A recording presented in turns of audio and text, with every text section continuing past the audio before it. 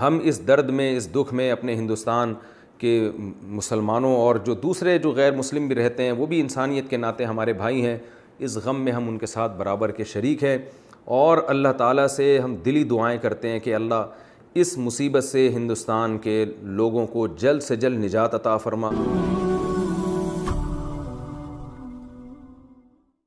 بسم اللہ الرحمن الرحیم، نحمدہ ونصلی علی رسولہ الکریم۔ انڈیا میں جو کرونا کی خطرناک صورتحال ہے وہ ساری دنیا اپنی آنکھوں سے دیکھ رہی ہے، وہاں سے ویڈیوز آ رہی ہیں، لوگوں کے میسیجز آ رہے ہیں، ہمارے اپنے ریلیٹیوز کے میسیجز آ رہے ہیں واٹس ایپ پہ کہ بہت زیادہ تباہی پھیلی ہوئی ہے، اور جو ویڈیوز ہم دیکھ رہے ہیں سڑکوں پہ لوگ مر رہے ہیں، وینٹیلیٹر کا انتظام نہیں ہے، آکسیجن کا انتظام نہیں ہے، بہت زیادہ حالات خراب ہیں۔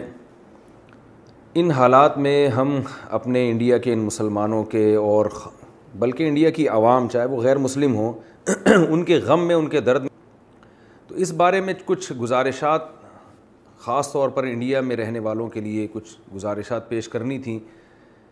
جو مسلم ہیں، جو قرآن و سنت پہ ایمان رکھتے ہیں، ان کے لیے تو اس میں کوئی کنفیوژن نہیں ہونی چاہیے، لیکن کچھ جو غیر مسلم ہیں انہیں بھی ان وباؤں سے عبرت حاصل کرنی چاہیے۔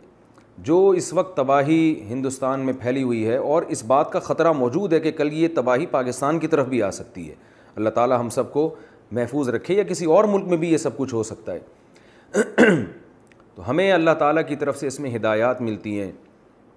وَلَنَبْلُوَنَّكُمْ بِشَيْءٍ مِّنَ الْخَوْفِ وَالْجُوعِ وَنَقْصٍ مِّنَ الْأَمْوَالِ وَالْأَنفُسِ وَالثَّمَرَاتِ وَبَشِّرِ الصَّابِرِينَ۔ قرآن مجید جو اللہ کی کتاب ہے اس میں اللہ نے اپنا فیصلہ سنایا ہے کہ وَلَنَبْلُوَنَّكُمْ بِشَيْءٍ مِّنَ الْخَوْفِ، ہم تمہیں ضرور آزمائیں گے خوف میں ڈال کر، وَنَقْصٍ مِّنَ الْأَمْوَالِ وَالْأَنفُسِ وَالثَّمَرَاتِ، معاشی نقصان ہم تمہیں دیں گے، تمہاری معیشت ڈاؤن ہوگی، تمہاری پیداوار کا نقصان ہوگا، اور تمہاری جانیں ہلاک ہوں گی۔ جانوں کا ہلاک ہونا کیا ہے؟ یہ وباؤں میں اور قدرتی حادثات میں جو انسانی جانیں بہت کثرت سے ہلاک ہوتی ہیں، یہ وہ آزمائشیں جن کا اللہ تعالیٰ اپنی کتاب میں ذکر کرتے ہیں۔ اب ان آزمائشوں میں ہمیں کرنا کیا ہے؟ جیسے یہ بڑی آزمائش ہے کرونا کی صورت میں جس نے پوری دنیا کو تباہی میں ڈالا ہوا ہے، اور خاص طور پر جو ہمارا پڑوسی ملک ہندوستان جس کرب و اذیت سے اس وقت گزر رہا ہے، تو اس میں کرنا کیا ہے ہمیں؟ اللہ نے قرآن میں ہمیں حکم دیا وَبَشِّرِ الصَّابِرِينَ الَّذِينَ إِذَا أَصَابَتْهُمْ مُصِيبَةٌ قَالُوا إِنَّا لِلَّهِ وَإِنَّا إِلَيْهِ رَاجِعُونَ۔ فرمایا اے نبی آپ صبر کرنے والوں کو خوشخبری سنا دیں۔ اور وہ کیسے صبر کرتے ہیں؟ جب انہیں کوئی مصیبت پہنچتی ہے تو یہ کہتے ہیں اِنَّا لِلَّهِ، جس نے اس کائنات کو بنایا ہے نا، ہم اس کے غلام ہیں، ہم پر ہماری مرضی نہیں چلے گی بلکہ اس کائنات کو بنانے والے کی مرضی چلے گی۔ اگر انسان کی ساری چاہتیں اس دنیا میں پوری ہو جائیں تو پھر انسان خدا بن جائے گا۔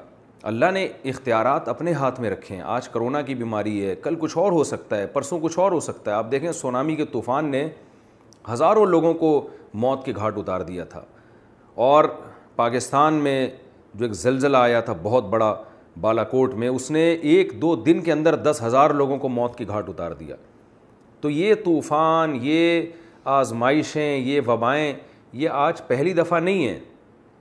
دنیا ہمیشہ سے ان وباؤں میں اور مختلف دور میں مختلف قسم کی آزمائشوں میں گزرتی رہی ہے، اور اس کی وجہ سے قحط بھی آتے رہے ہیں، لوگوں کی جانیں بھی ہلاک ہوتی رہی ہیں، اور یہ بھی جو موجودہ کرونا ہے یہ بھی اسی کی ایک لڑی ہے۔ تو اس میں ہم نے اسباب بھی اختیار کرنے ہیں، جو SOPs ڈاکٹر حضرات بتاتے ہیں ان پر بھی عمل کرنا ہے، کیونکہ اللہ نے اس دنیا کو اسباب کے ساتھ جوڑا ہے۔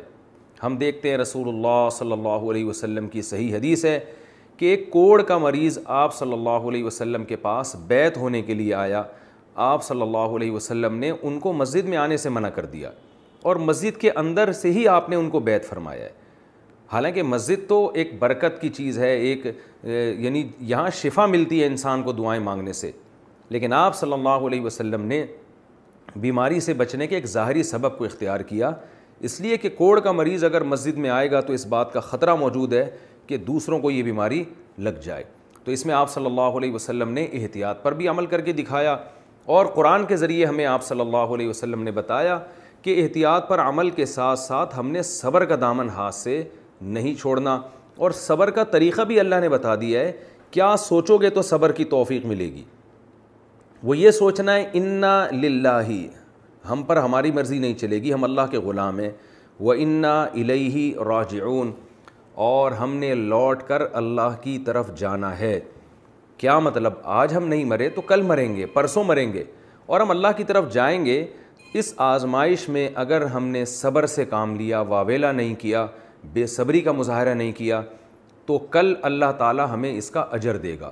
اور آج اگر ہم نے صبر کا دامن چھوڑ دیا، بوکھلاہٹ کا شکار ہو گئے، تو کیا ہوگا کہ جو مصیبت ہے وہ تو نہیں ٹلے گی، لیکن ہم ایک بہت بڑے اجر سے قیامت کے دن محروم ہو جائیں گے. رسول اللہ صلی اللہ علیہ وسلم نے ایک خاتون کو دیکھا کہ وہ قبر پہ کھڑی ہوئی رو رہی ہے اپنے بچے کو یاد کر کے. اس کا چھوٹا بچے کا انتقال ہو گیا تھا، بہت زیادہ رو رہی تھی، بہت زیادہ چیخ و پکار مچائی ہوئی تھی.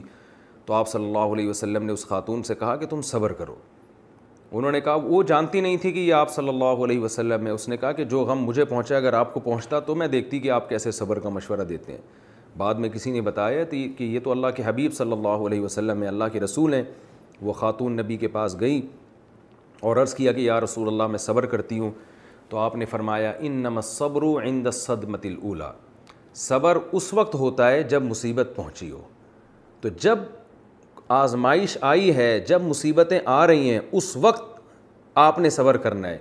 بعد میں تو ہر ایک کو صبر آ جاتا ہے. کوئی مرتا بھی ہے تو آپ ساری زندگی تھوڑی روتے رہتے ہیں اس کی یاد میں، چند دنوں کے بعد آپ کو صبر آ جاتا ہے. تو ایک حد ہونی چاہیے، ایک لمٹ ہونی چاہیے. تو ہم نے اس میں صبر کا دامن ہاتھ سے نہیں چھوڑنا. دوسرا، جو بھی اس موقع پر بیماری کے اندر مبتلا ہوتا ہے، ہم نے اس سے تعلق ختم نہیں کرنا ہے. ایس او پیز پر عمل کرتے ہوئے اس کی مدد بہرحال ہم نے کرنی ہے. ایس او پیز پر اس طرح سے عمل کرنا کہ آپ مریض کو چھوڑ کے بھاگ جائیں، یہ بہت بے مروتی کی بات ہے. اس موقع پر ہمیں اللہ کے حبیب صلی اللہ علیہ وسلم نے توکل کرنے کا حکم دیا ہے. تو آپ کے گھر میں اگر کوئی بوڑھے والدین کورونا میں مبتلا ہو جاتے ہیں تو یہ آپ کے لیے جائز نہیں ہے کہ آپ ان کو چھوڑ کے بھاگ جائیں. ڈاکٹر کے لیے جائز نہیں ہے کہ وہ پیشنٹ کو چھوڑ کے بھاگ جائے. ڈاکٹروں کو بہرحال ہم سب کو سلام کرنا چاہیے کہ وہ اپنی جان پر کھیل کر کس طرح سے مریضوں کی مدد کر رہے ہیں. لیکن بعض ایسی بھی ڈاکٹروں کی رپورٹ آتی ہے جو بھاگ رہے ہیں اور جو ہے وہ اپنی جان بچانے کی فکر میں لگے ہوئے ہیں. اگرچہ ان کا ریشو کم ہے، زیادہ تر ڈاکٹر تو الحمدللہ انسانیت کی خدمت کر رہے ہیں. تو ایسے موقع پہ اللہ پہ اعتماد اور اللہ پہ توکل کا تقاضا یہ ہے کہ آپ اپنے گھر کے مریض کو چھوڑ کر فرار نہ ہوں، کیونکہ موت اور زندگی بہرحال اللہ کے ہاتھ میں ہے. اللہ نے ہمیں زندہ رہنے کے اسباب اختیار کرنے کا حکم تو دیا ہے، لیکن ایسا سبب اختیار کرنا جو شرعی جائز نہیں ہے.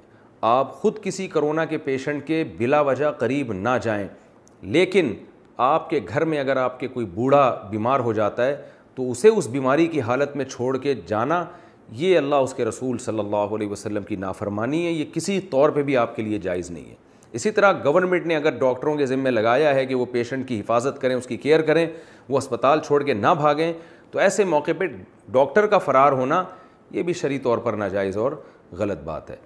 تو ہم اس درد میں، اس دکھ میں اپنے ہندوستان کے مسلمانوں اور جو دوسرے جو غیر مسلم بھی رہتے ہیں، وہ بھی انسانیت کے ناطے ہمارے بھائی ہیں، اس غم میں ہم ان کے ساتھ برابر کے شریک ہیں.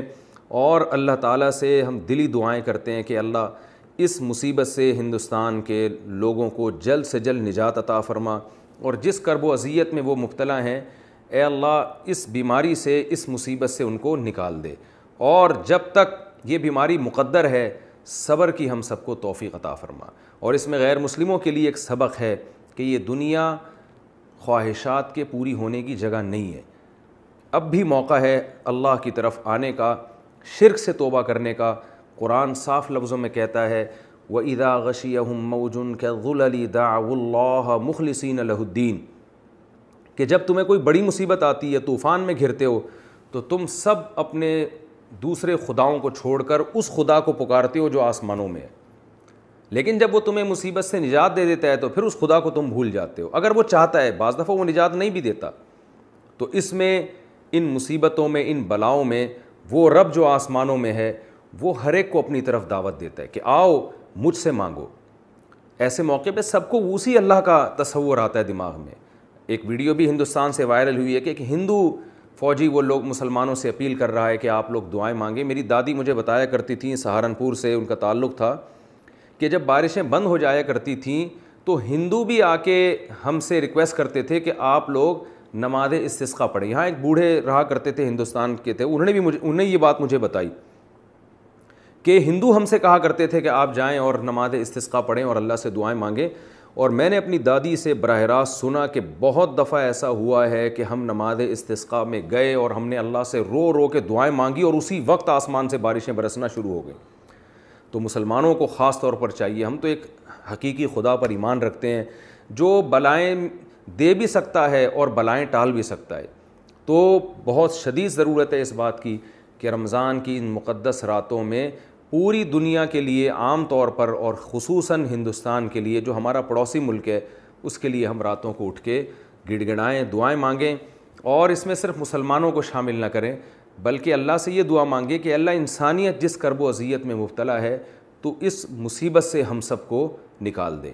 اللہ تعالیٰ سے دعا ہے کہ جو کچھ کہا سنا اللہ تعالیٰ اس میں کمی کوتاہی کو معاف فرمائے, اور جو صحیح باتیں ہوئی ہیں اللہ ہم سب کو اس پر عمل کرنے کی توفیق عطا فرمائے. اور ہماری سب کی ذمہ داری ہے کہ اس وقت ہندوستان کے لوگوں کی جس حد تک ہم مدد کر سکتے ہیں ہم کریں. ہماری حکومت کی بھی ذمہ داری ہے, اگر کوئی ٹرسٹ وہاں مدد پہنچانا چاہتا ہے اور اس کے لیے بارڈر کھولنے کی ہمیں ضرورت پڑتی ہے تو حکومت کو اس پہ بھی سنجیدگی سے غور کرنا چاہیے کہ اس وقت اپنی دشمنیوں کو ختم کر کے پوری دنیا کو چاہیے کہ وہ ایک دوسرے کا ساتھ دے. کیونکہ کل جو مصیبت جس میں آج جس مصیبت میں وہ مبتلا ہیں, اللہ نہ کرے کل اس مصیبت میں ہم یا کوئی اور ملک بھی مبتلا ہو سکتا ہے. وما علینا الا البلاغ. اللہ اللہ اللہ اللہ اللہ اللہ اللہ